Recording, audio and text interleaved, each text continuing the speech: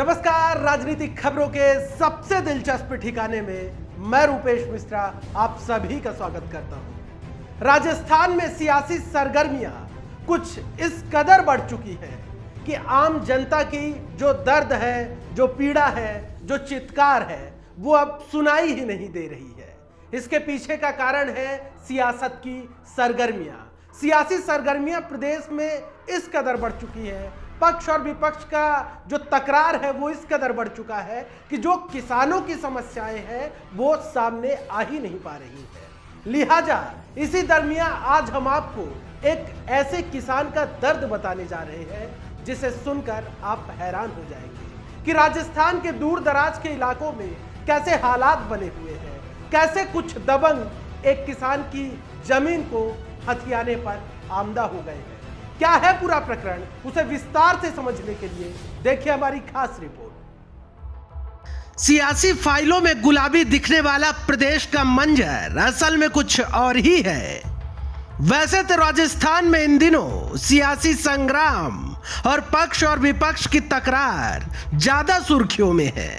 शायद सियासी सरगर्मियां इतनी ज्यादा बढ़ चुकी हैं कि प्रदेश के अन्य वर्ग की समस्याएं भी अब गौण नजर आने लगी हैं।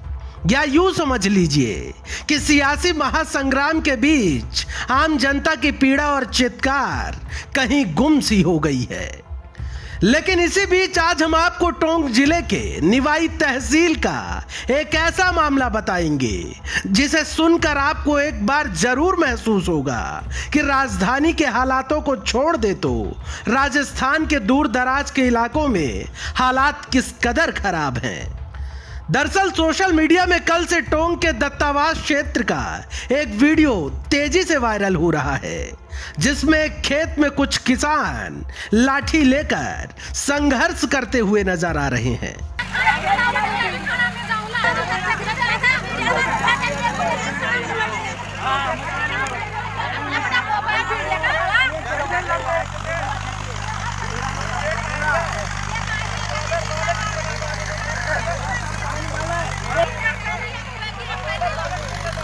दरअसल इस वायरल वीडियो के साथ बताया जा रहा है कि कुछ दबंग एक किसान की जमीन पर जबरन कब्जा करने पहुंच जाते हैं और लाठी के जोर पर दबंगों ने किसान की फसल को भी नष्ट कर दिया।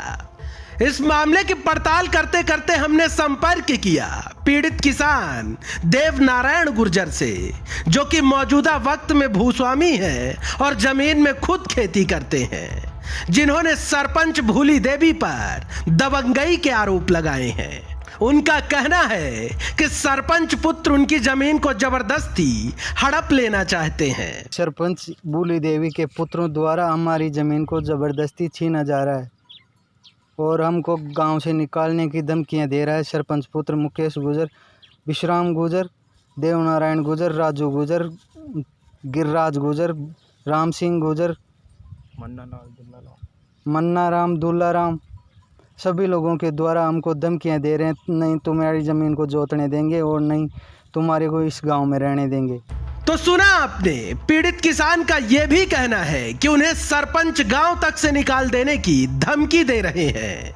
वहीं देवनारायण गुर्जर का आरोप यह भी है कि जब थाने को पूरे प्रकरण से अवगत कराया गया तो थानेदार ने कहा कि अभी थाने में गाड़ी नहीं है, कैसे आऊं।